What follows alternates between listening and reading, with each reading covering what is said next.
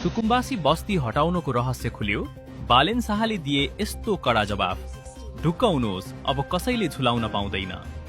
होशियार, थापाथली र मनोहराका खोला किनारबाट सुकुम्बासी हटाउने बालेन शाहको कदमलाई लिएर चौतर्फी चर्चा भइरहँदा प्रधानमन्त्री शाहले आफै मैदानमा उत्रिएर मुख खोल्नु भएको छ। के हामी हरेक वर्ष बारी आउँदा मान्छे मरेको टुलु टुलु हेरेर बस्ने हो भन्दै बालेनले सिङ्गो देशलाई नै एउटा गम्भीर प्रश्न सोध्नु भएको छ। के अब सुकुम्बासीको नाममा हुने भोटको राजनीति सधैँका लागि अन्त्य हुन लागेको हो? प्रधानमन्त्री बालेनले स्पष्ट पार्नु भएको छ कि खोला किनारका यी बस्तीहरू हटाउनु केवल रहर होइन, उनीहरूको ज्यान जोगाउने बाध्यता हो। हरेक वर्ष बाढीले सामान बगाउने र सरकारले उद्धार गर्नुपर्ने नियतिलाई अब सधैँका लागि विदा गरिँदैछ। बालेनले कडा शब्दमा भन्नुभएको छ, नागरिकको अधिकार जोखिमपूर्ण ठाउँमा बस्नु होइन, सुरक्षित ठाउँमा सर्नु हो। ढल निकास र काठमाडौँलाई फोहोर मुक्त बनाउन पनि यो स्थानान्तरण अनिवार्य भइसकेको छ। बालेन शाहले सुकुम्बासी व्यवस्थापनका लागि चालेको यो कदम र दिएको स्पष्टीकरणलाई तपाईँ 100 मा कति नम्बर दिनुहुन्छ?